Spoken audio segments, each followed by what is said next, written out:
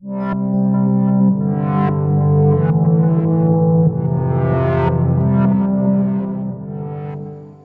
today I want to do something a little different. I recently had a question come up in our group where they were wondering how to merge awakening and the daily life and what that truly means. Now, this is a topic that's really been coming up for me a lot, and it's getting to the point where it's been in my face. And I think for good reason, because let's be honest, this is something that our society is craving. This idea of merging the practical and the spiritual together. And what does that really mean? Well, I feel like it looks like, how can we take meditation off the mat? How can we take yoga off the mat? How can we take this idea of everything we're learning and start applying it more and more into our daily life? And the term that keeps coming to me is practical spirituality, where we start removing these bullshit concepts and really getting more practical with spiritual awareness. And this means moving away from this escapist mentality. I see this a lot in the spiritual community, where we turn to all these different things to improve our spiritual awakening, but we don't actually apply that knowledge into our daily life. Now, it's really, I love what Rebecca Campbell calls working your light. And how can we start working our light more and more in our daily life? And what does that really look like?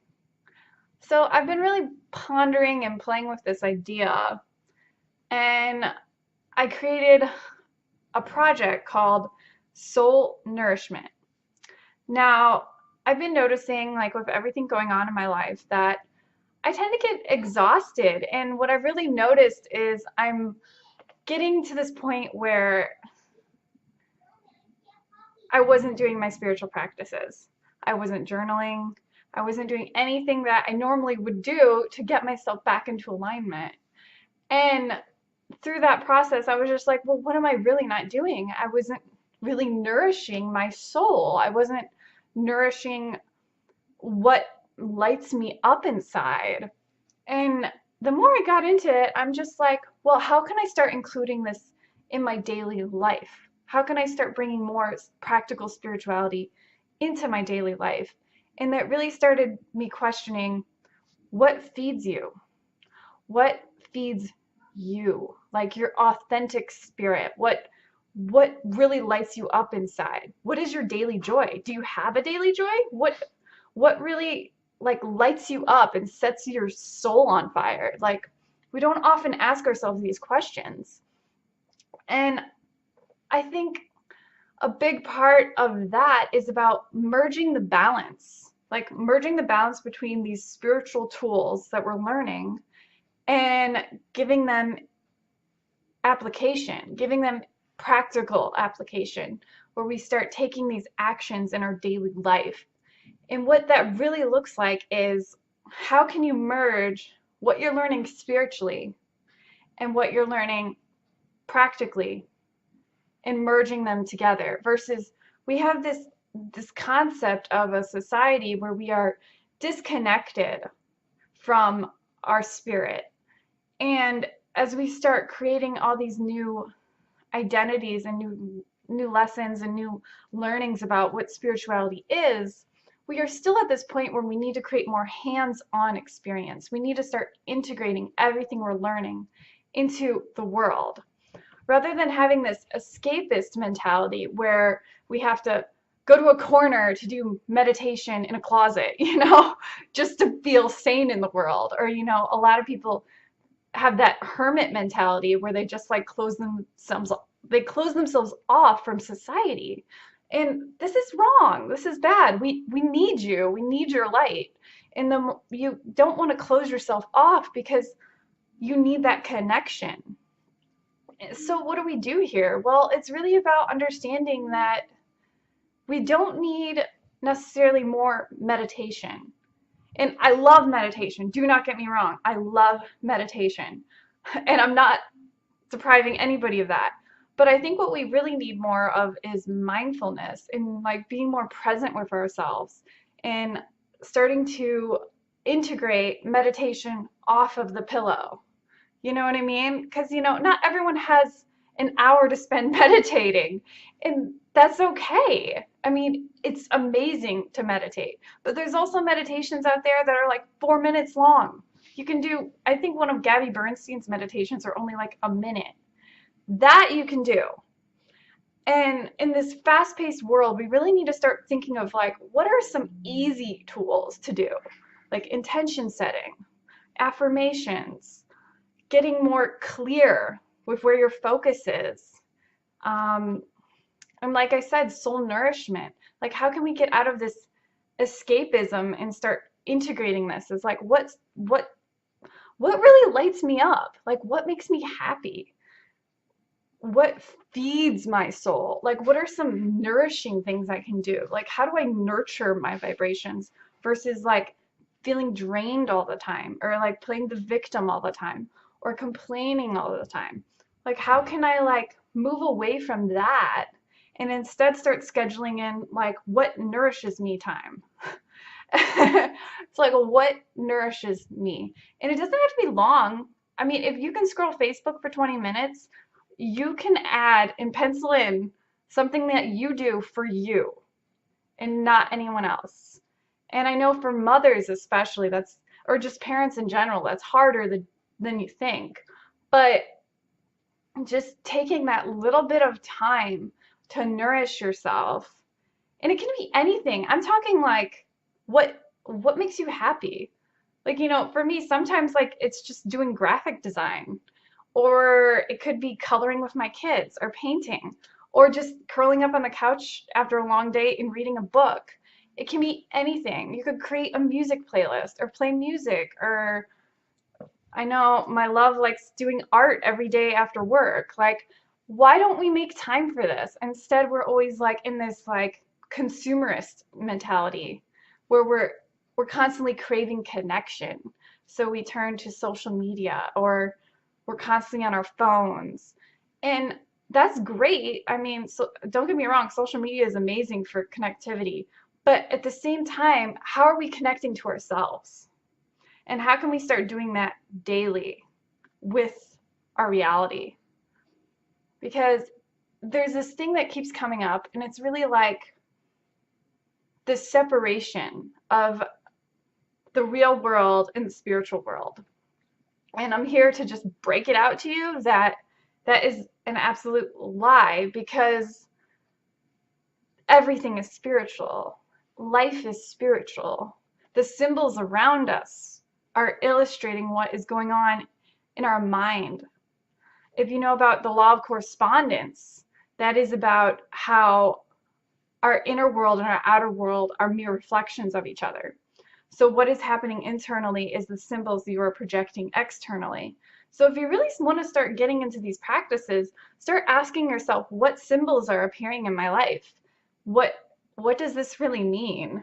It sounds really crazy, but if you start noticing this, you could like even look up like a dream journal and start deciphering like what's going on.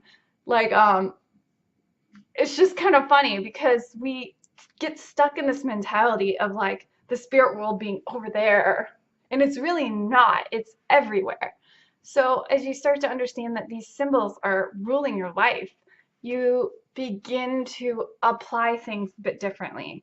And the law of correspondence really brings this home, is everything's a mirror.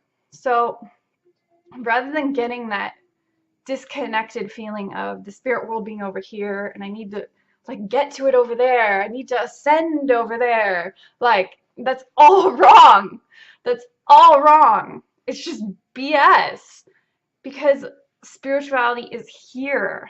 We are integrating here. We are integrating into our world here.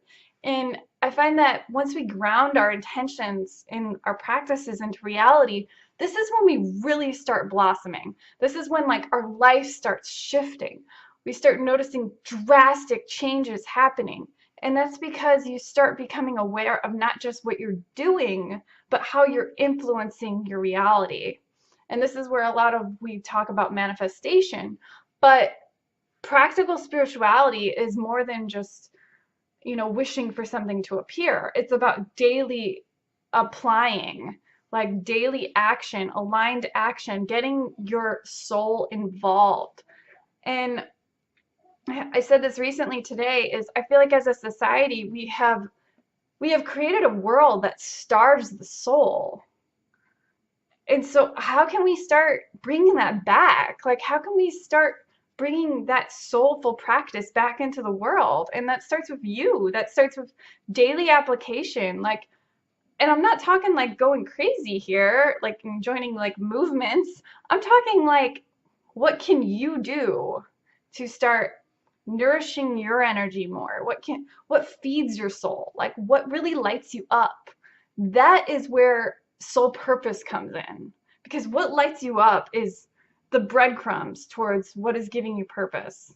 That's what lights you up. That's what makes you happy. That's what raises your vibration. All of that is where our authentic truth truly lives. And once you start walking out your authentic truth, you start creating ripples. And the more you create those ripples, your energy is influencing and your energy is nurturing people. And not only that, once you light yourself up, you begin lighting other people automatically. And I teach a lot about this in the toolkit, but once you start learning to manage your vibrations, you start gravitating that energy outward. And it's not just about the universe is working to us. The universe is working through us. And this goes back to practical spirituality. Like, how do you deal with awakening in daily life? You can meditate while doing the laundry. You can do affirmations. You can develop a morning ritual. Like, I have a ritual in the morning where I don't go on the computer for 2 hours after I wake up. And that's because of my lifestyle.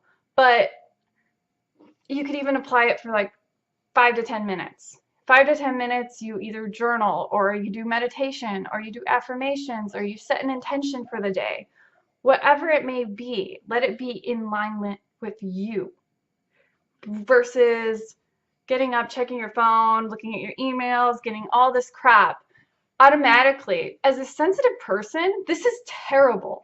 This is terrible for our energy. And the number one reason is because our energy is being influenced by all of the frequencies around us. So if you're getting up and then you're looking at all these terrible, news articles and so-and-so's complaining about such and such and, bitching about their work and then all this crap, you're feeding into all of that. And your brain's like a fucking TV that's just like channel surfing. And let me guess, you're not going to feel very great after that, right? That's because you're not nurturing your own energy. So my advice with that is to really kind of watch where you're nurturing your energy. Watch where you're managing your energy. Like, are you going to places that are always draining you versus empowering you? Are you constantly engaging in conversations that are like belittling or judgment or all of these things? And once you start getting more in tune with that, you start to see that it's like, what am I energetically unavailable for?